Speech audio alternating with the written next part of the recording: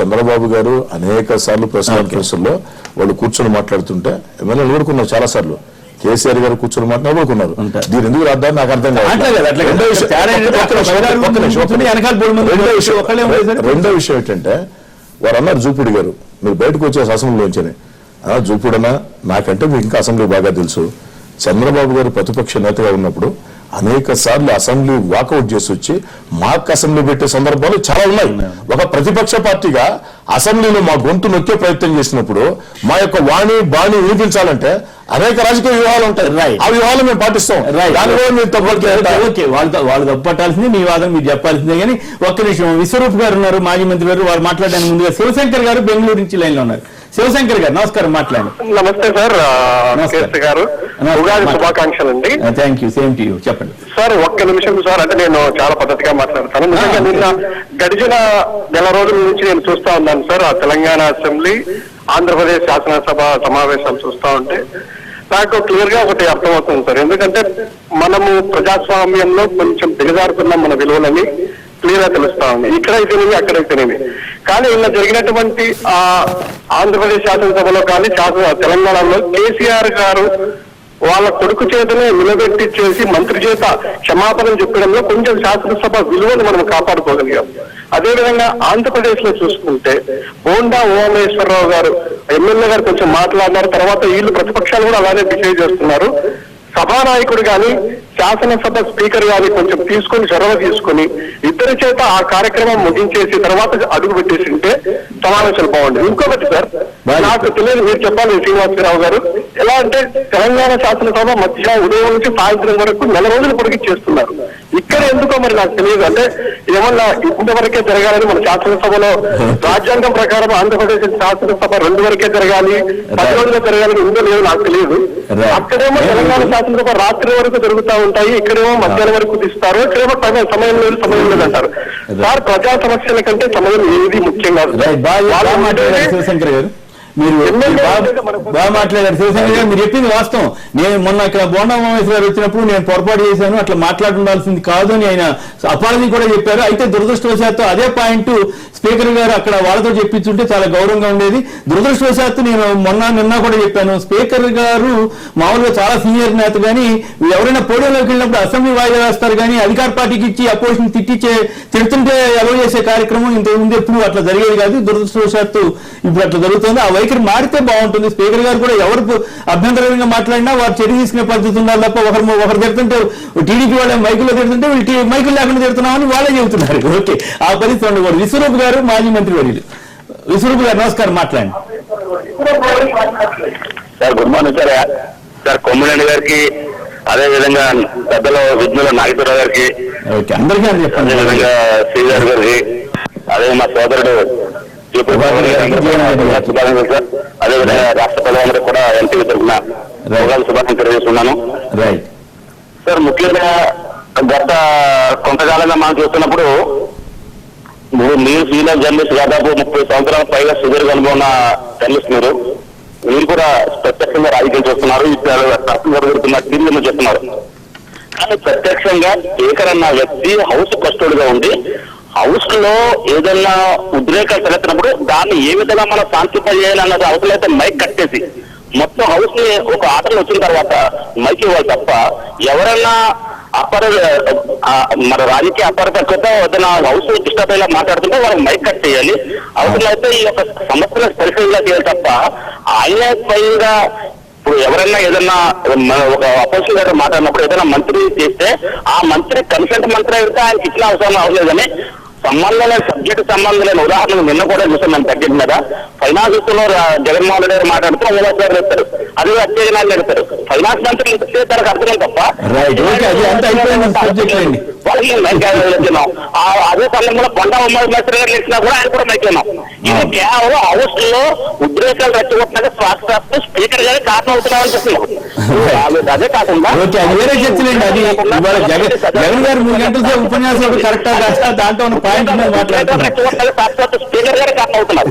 Right okay okay right ఒక్క నిమిషం Kutumbarao line లో ఉన్నారు వారు మాట్లాడటానికి ఒక్క నిమిషం అండి ఏపీ మండలి ప్రణాళిక మండలి ఉపాధ్యక్షులు శ్రీ కుటుంబరావు లైన్ లో ఉన్నారు. కుటుంబరావు ఒక్క నిమిషం దయచేసి లైన్ లో ఉండండి. మీ జగన్ రెడ్డి గారు జగన్ వ్యాఖ్యల మీద మీరు మాట్లాడిన తర్వాత అందరు కలిపి వారు మాట్లాడారు. మీరు ఇప్పుడు 4 లైన్లు ఆయన ఏమడిగారు ఆయన నేను అందుకే చెప్పా కదా కాదని చెప్పా కదా, నేను ఓపెన్ గా చెప్పాను నేను చెప్పా కదా అది వేరే చర్చ అండి అని చెప్పాను. శాసనసభలో ప్రజాస్వామ్యంలో శాసనసభలో ప్రజలు ఎన్నుకున్నది 2-3 లక్షల మంది ఎన్నుకున్నది. శాసనసభలో మాట్లాడడానికి అవకాశం ఉన్నప్పుడు నేను చెప్పినట్టు జూబీ గారు చెప్పినట్టు కొంతమంది సస్పెండ్ అయినా కానీ మిగతా మంది కొంత టైం కుదించుకోనైనా కానీ ఖచ్చితంగా అట్లా ఆ అవకాశాన్ని వాడుకునేది వేరు. ఇక్కడ బయట వచ్చి ప్రెస్ మీడియాలో అయితే రోజు మాట్లాడతాం కదా, మీడియాలో మాట్లాడింది వేరుంటది, శాసనసభలో మాట్లాడింది వేరుంటుంది. కానీ ప్రజాస్వామ్యంలో రాజకీయ నాయకులు ప్రజల సమస్యలపై టీవీలలో మాట్లాడచ్చు, 2 గంటలు మాట్లాడితే కూడా తప్పేం లేదు. కాకపోతే ప్రజలు వినడానికి ఓపిక కావాలి, వాళ్ళ నాయకులు నిలబడడానికి ఓపిక కావాలి. ఎందుకంటే ఎమ్మెల్యేలు 3 గంటలు నిలబడడం అనేది కరెక్ట్ కాదు. 3 విడతల వారికి ఎమ్మెల్యేలు విడుదల వారి ఉంటారు శ్రీధరన్న మీరు కట్టుపక్క కాకుండా అటుపక్కన పోయి నిలబడి కుర్చీలో వేదిక మీద ఎందుకంటే తెలుగుదేశం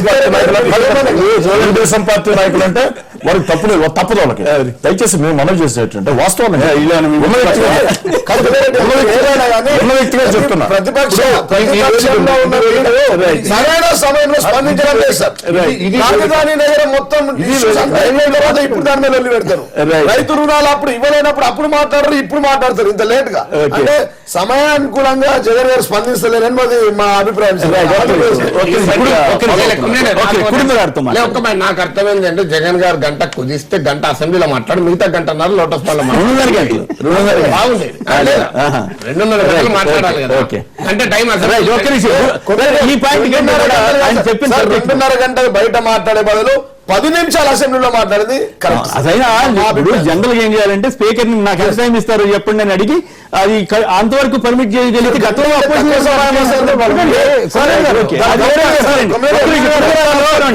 గంటలో రాష్ట్ర సమస్యలు కాదు సార్, దేశంలోని సమస్యలు. నమస్కారం సార్, మీకు ఉగాది శుభాకాంక్షలు. ఒక్క నిమిషం కుటుంబరావు నమస్కారం, మీకు ఉగాది శుభాకాంక్షలు. చెప్పండి, మళ్ళీ రుణమాఫీ కానీ అన్నిటి మీద ఆయన జగన్ గారు సుదీర్ఘంగా మాట్లాడారు. 32,000 కోట్లు గవర్నమెంట్ ఇవ్వాలంటున్నారు, నిజంగా అంచనా వేసిందని అంటున్నారు నిన్న. ఈ పరిస్థితుల్లో అసలు ఏపీ రుణమాఫీకే డబ్బులు సరిపోతాయా, ఇంకేమన్నా అసలు చేయగలుగుతారా లేదని ఒక ఎత్తు అయితే, చేస్తే మొత్తం రుణమాఫీలకే టైం సరిపోతుందా అనేది ఇంకో ప్రశ్న. ఏం సమాధానం చెప్తారు కుటుంబరావు? మొదటగా శ్రీనివాసరావు గారు, మీకు అక్కడ ఉన్న అందరికి కూడా ఉగాది శుభాకాంక్షలు, వ్యూవర్స్ అందరికి కూడా అన్నమాట ఉగాది శుభాకాంక్షలు. అయితే క్లియర్ గా నిన్న చాలా అవాస్తవాలు అనమాట రుణమాఫీలో అనమాట జగన్ గారు చెప్పారని చెప్పేసి నేను ఇవాళ లైన్ లో కూడా మీ దగ్గరకు వచ్చింది. ఏవైతే కేస్ స్టడీస్ అని చెప్పేసి ఆయన చెప్పారు, ప్రతి కేస్ స్టడీని అనమాట ఆయన అనంతపురంలో పాదయాత్ర చేసినప్పుడు అనమాట దానిపైన చెప్తే నేను సాక్ష్యాలను కూడా దాన్ని అడిగానమాట, మీరు డీటెయిల్స్ ఇవ్వండి అన్ని వెరిఫై చేసి కూడా ఇస్తామంటే ఒక్క కాగితం కూడా ఇయ్యలేదు. అయితే పేరులను బట్టి హోంవర్క్ చేసి మొత్తం కూడా ఎవరికి ఎంత లబ్ధి వచ్చింది అన్ని కూడా లిస్టు నా దగ్గర ఉంది. నేను ఆయన చెప్పిన పేర్లలో కూడా అందులో పూర్తిగా 1,50,000 కుటుంబానికి ఎంతమందికి వచ్చింది, గోవిందరెడ్డి గారికి కానీ, ఇటు లింగారెడ్డి గారి కానీ, ఇటు రత్నమ్మ గారికి కానీ ఇవన్నీ కూడా డీటెయిల్స్ ఉన్నాయి. కావాలంటే కూడా ఫర్నిష్ చేయడానికి నేను ఉన్నాను. అండ్ ఇంకొకటి, అనంతపురంలో దాదాపు 92% మంది రైతులకు అందరికి కూడా రుణమాఫీ వర్తించింది అండ్ లబ్ధి కూడా చేకూరింది. అండ్ ఫేజ్ 2 కూడా కంప్లీట్ అయింది. కాబట్టి నేను ఒకటి చెప్తున్నాను అనమాట, ఫేజ్ 2 తర్వాత మొత్తం భారం దాదాపు రాష్ట్రానికి 18,500 కోట్లు పడుతుందన్నమాట. అయితే 4 విడతల్లో కట్టే అమౌంట్ ఏదైతే పూర్తిగా 1,50,000 వస్తున్న వాళ్ళకనమాట దానిపైన వడ్డీ భారం కూడా దాదాపు 2,500 కోట్లు నెక్స్ట్ 4 years లో ఆ వడ్డీ భారం కూడా ఉంటుంది. అంటే దాదాపు 22,000 కోట్ల వరకు కూడా రాష్ట్రం పైన భారం ఉంటుంది. అయితే ఇందులో కొన్ని క్రిటికల్ ఇష్యూస్ నిన్న చెప్తాను.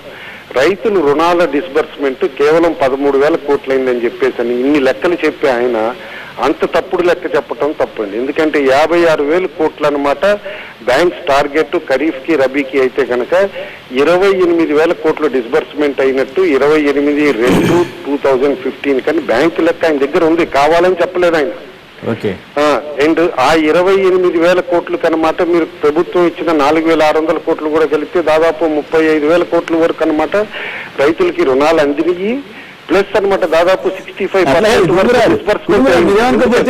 మీరేమనుకోకపోతే మీరు చెప్పిన లెక్క ప్రకారం 56,000 టార్గెట్ ఏమిటి, 28 అంతకుముందు గతంలో టార్గెట్ మించి రుణాలు ఇవ్వటం ఏంటి, ఇప్పుడు సగానికి సగం పడిపోవటం ఏమిటి, ఇది రైతులకు మేలు చేసే కార్యక్రమం అవుతుందా నష్టం చేసే కార్యక్రమం అవుతుందా? మీకు అక్కడికే వస్తున్నాను. ఆర్బీఐ కూడా అనమాట చేంజెస్ ఏదైతే చేసిందోనమాట రుణాల్లో, ఎందుకంటే బంగారపు రుణాల్లో ఇది వరకు ఒక్క ఎంట్రీ కూడా చేయకుండా అనమాట ఏదైతే కనుక రుణాలు ఇచ్చుకుంటా వెళ్ళారో సెల్ఫ్ డిక్లరేషన్ లో దానిపైన క్లియర్ గా గైడ్ లైన్స్ కూడా ఆర్బీఐ ఇవాళ కాదు 2013 డిసెంబర్లోనే ఇచ్చింది. దాని ఇంప్లిమెంటేషన్ 2014 నుంచి మొదలు పెట్టారు. కాబట్టి గణనీయంగా బంగారపు రుణాలు తగ్గటం వల్లనే తగ్గింది. ప్లస్ ఇంకొకటి బంగారం రేటు కూడా తగ్గింది. మీరు అది అబ్జర్వ్ చేయాలి. ఇది వరకు అనమాట బంగారం రేటు పెరుగుతున్నప్పుడు బంగారపు రుణాలు చాలా మంది రైతులు తీసుకున్నారు, కానీ బంగారపు రేటు తగ్గటంతో దాదాపు 35% డిస్బర్స్మెంట్ బంగారపు రుణాలు తగ్గిపోయినాయి. ఆ తగ్గిపోవటం మూలాన తగ్గింది, కానీ పంట రుణాల్లో ఇన్ఫాక్ట్ ఇవాళ కూడా 100% టార్గెట్ బ్యాంకులు రీచ్ అయింది. బంగారు రుణాల్లో తగ్గటం మూలన మీకు ఓవరాల్ గా టార్గెట్ అనమాట తగ్గుదల కనిపిస్తుంది. అది ఒక విధంగా మంచిది కూడా అని అంటాను నేను. ఎందుకంటే జెన్యూన్ గా రైతులు వాళ్ళ అవసరాలకి పంటలకు ఏదైతే అవసరం ఉందో దానికి రుణాలు తీసుకుంటున్నారు. దానికి కరెక్ట్ గా కూడా ఎక్కడ రీచ్ అవ్వట్లేదు అనేది మాత్రం అవాస్తవం అనమాట. అది చెప్పడానికి అని చెప్పేసి నేను ఫోన్ చేశాను. ఇంకొకటి క్లియర్ గా ఒకటి చెప్తానండి, అనామలి పెద్ద రైతులకి చిన్న రైతులకి వ్యత్యాసం ఎక్కడ ఉంటుంది అని చెప్తానికి కేవలం 3,96,000 మందికి అనమాట పూర్తిగా 1,50,000 వెసులుబాటు వస్తుంది. అంటే 5,900 కోట్లు కేవలం 3,96,000 కుటుంబాలకు వస్తుంది. అదే పూర్తిగా మాఫీ అంటే 50,000 కింద వచ్చిన వాళ్ళకి దాదాపు 15,14,000 కుటుంబాలకు వస్తుంది. ఇవాళ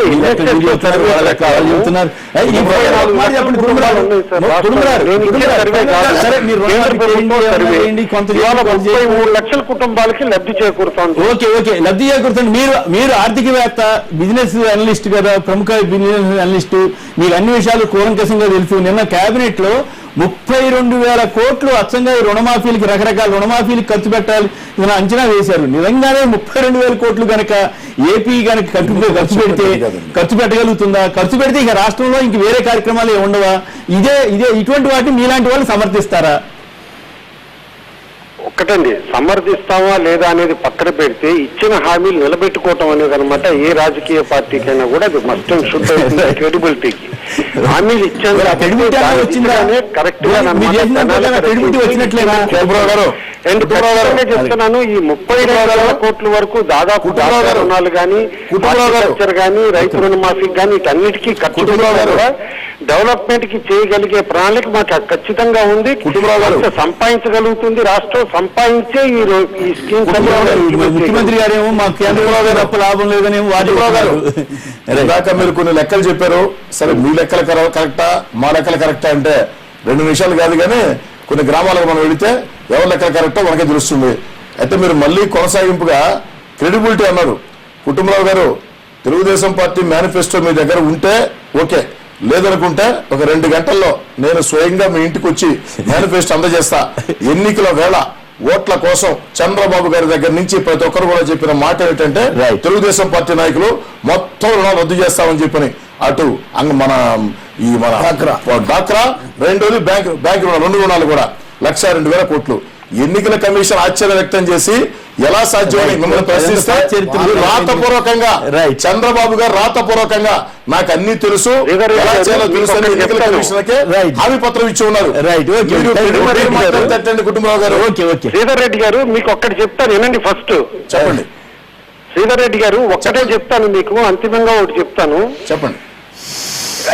పార్లమెంట్ లో చిదంబరం గారు అనమాట అప్పుడు రుణమాఫీ అనౌన్స్ చేసినప్పుడు ఆ రుణమాఫీ కింద షరతులు ఏముంటాయి అన్ని కూడా ఒక్కటి కూలంకుషంగా పార్లమెంట్ లో చెప్పలేదు. రుణమాఫీ అనౌన్స్ చేశారు. 2008లో రుణమాఫీలో ఎన్ని ఆంక్షలు పెట్టారో చేశారో కూడా తెలియదా?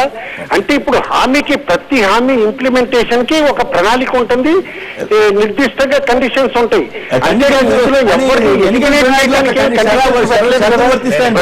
ఇంక్లూడ్ చేయడానికే కండిషన్స్ పెట్టాం. కుటుంబ తప్పనిసరి మాట్లాడుతున్నారు. కుటుంబరావు గారు రుణమాఫీకి వ్యతిరేకం. అది అట్లానే అనలేదు ఆయన. లేదు, వ్యక్తిగతం నా పక్కన కూర్చొని ఎన్నోసార్లు వాదించారండి. Right, okay, right. వ్యక్తిగతంగా రుణమాఫీకి వ్యతిరేకం, కానీ తప్పదు. ఒక రాష్ట్రానికి ఒక హోదాలో మాట్లాడుతున్నాడు, వ్యక్తిగా మాట్లాడుతున్నాడు.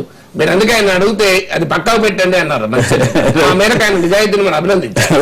వ్యక్తిగత అభిప్రాయాన్ని అయితే ఒకటి, రుణమాఫీ పైన షరతులు ఉంటాయనేది ఎన్నికల మేనిఫెస్టోలో షరతులు ఉండవు, ప్రభుత్వ విధానాలకు షరతులు ఉండొచ్చు.